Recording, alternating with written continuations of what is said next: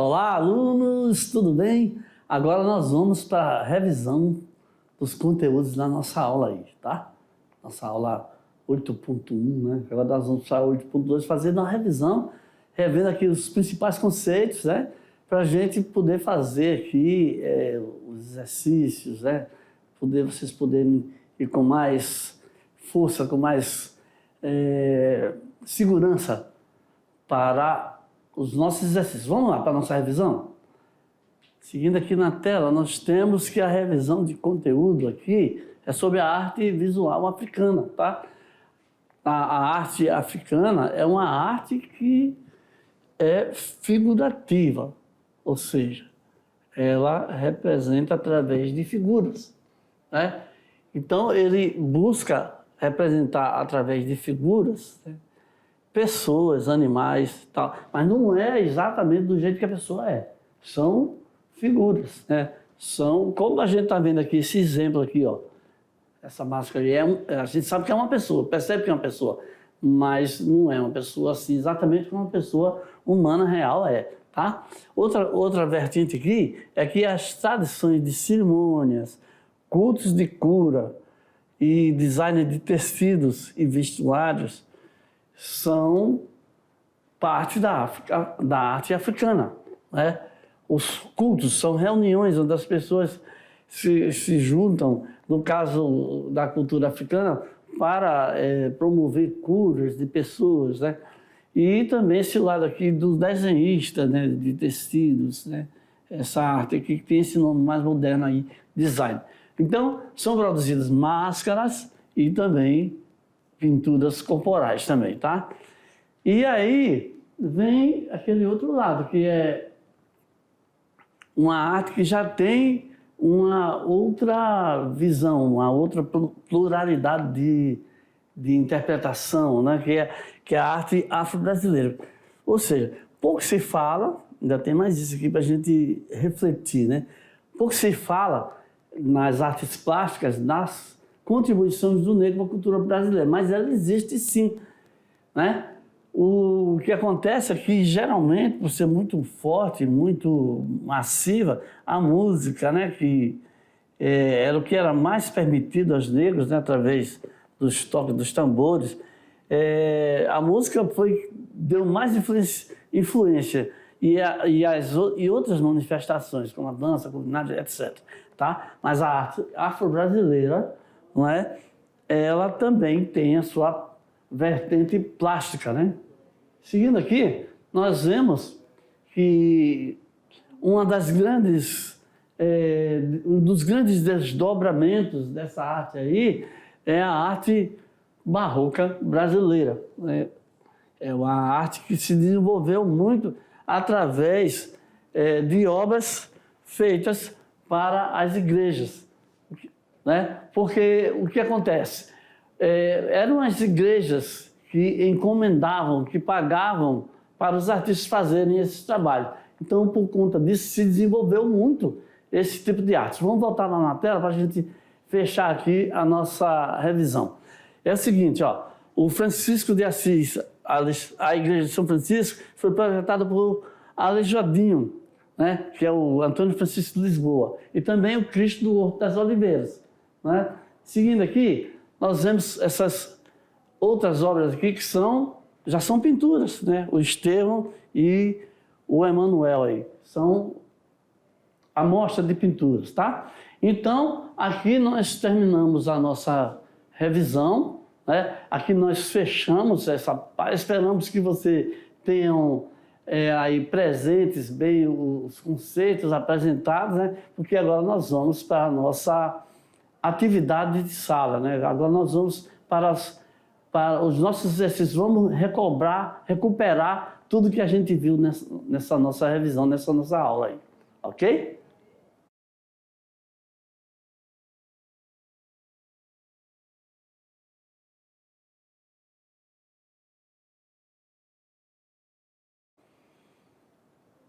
Pronto. Aluno, agora nós vamos ver agora as nossas atividades. Eu queria dizer para você que uma parte muito importante de cada atividade que a gente faz, que a gente estuda, é a leitura dos tópicos. Então, vamos ler cuidadosamente para a gente já daí já ter assim meio que uma ideia de como vai ser a resposta daquela questão apresentada. Primeira questão, vamos lá. Essa questão de número 1. Olha só. A arte africana baseia-se na representação de usos e costumes de tribos africanas, tá? Com objetos funcionais e simbólicos. Uma forma de arte muito utilizada pelos artistas africanos é a escultura, com destaque para as máscaras, que são meios de expressão mais popular da arte africana.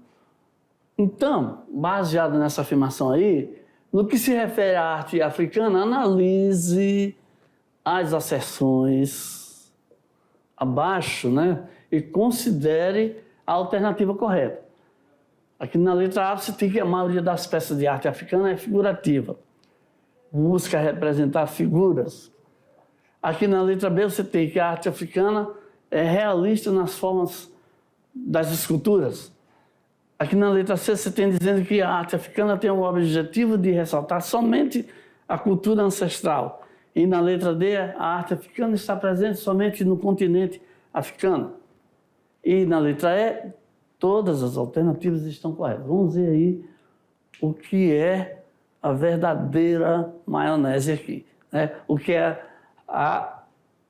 o item, a exceção realmente correta, né? Ou seja, a grande maioria das peças de arte africana é figurativa, como a gente falou na aula.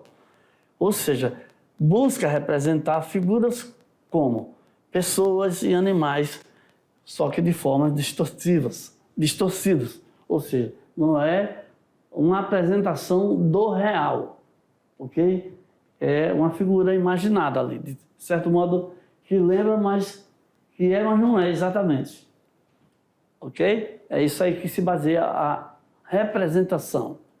Na questão de número 2, nós vemos que as características da arte africana, a gente refletindo sobre ela, está correto que se afirma aí. Aqui você tem que as peças da arte africana são figurativas. 2, a busca representar figuras. 3, é uma arte naturalista, procedendo a uma série de distorções nas formas escultóricas. E 4 aqui, que o objetivo é ressaltar aspectos culturais, simbólicos ou mesmo ritualísticos. Então, refletindo e lembrando da nossa aula, nós vemos que a alternativa correta é essa que elimina a alternativa 3. O que é o problema na alternativa 3? Vamos ver aqui. É porque fala essa palavrinha aqui.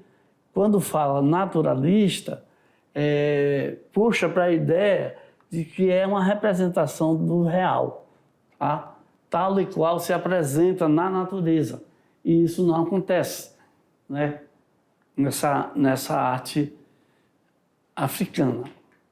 Tá bom? Então, por isso que a gente eliminou o item 3 e todas as outras estão corretas.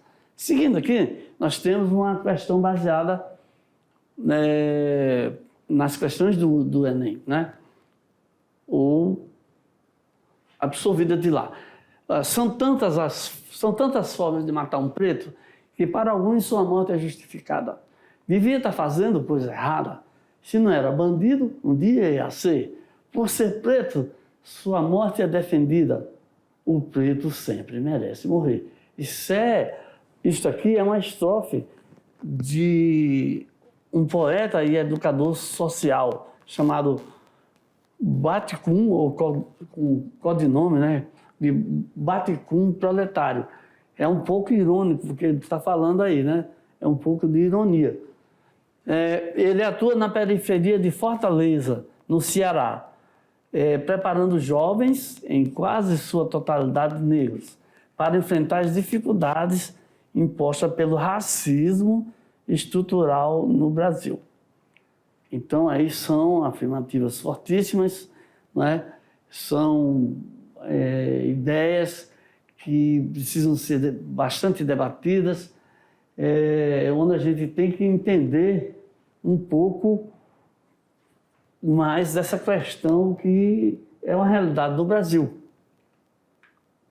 Tá? Então, é a partir da arte de Batticum, é a partir da arte que Batticum consegue envolver a juventude em um projeto de fortalecimento dessa população ao promover batalhas de rimas, tá? Então, pessoas se juntam lá nos grupos e começa cada um faz uma rima e o outro responde de lá.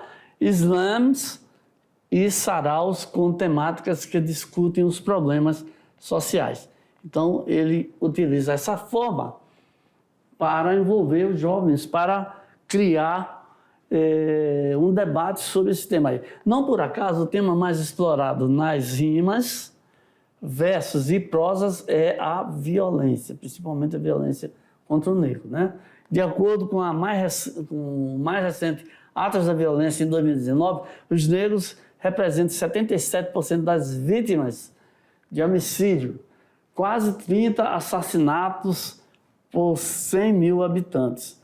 A maioria deles, jovens. O Atlas, que a gente citou aqui, né, da violência, revela ainda que um negro tem quase 2,7 vezes mais chance de ser morto do que um branco, o que justifica o movimento de resistência crescente no Brasil. Pois é, então, dada essa afirmativa aí, nós vamos ver o seguinte. O uso da citação e de dados estatísticos nesse texto tem o objetivo de, aqui entre essas alternativas que você vai ler cuidadosamente, né, você vai ver a que corresponde mais ao texto e toda esse levantamento feito aí, né? Que é o seguinte, o uso dessa citação e desses dados é para evidenciar argumentos que reforçam a ideia de que os negros são vítimas em potencial da violência. Então, é por isso que eu digo assim, que a gente tem que debater com muito cuidado, porque você também não pode acusar o branco por essa violência, pura e simplesmente. Não é? Você tem que ver, tem que analisar, tem que estudar e ler bastante para poder ir entendendo as causas que apontam para esses dados, né? As causas que levam a esse tipo de reflexão colocada pelo Batticum. Não é verdade? Então, aqui agora, nós vamos para a questão 4, né? Onde fala sobre o mar abaixo. O mar abaixo é uma expressão artístico-cultural formada nas tradições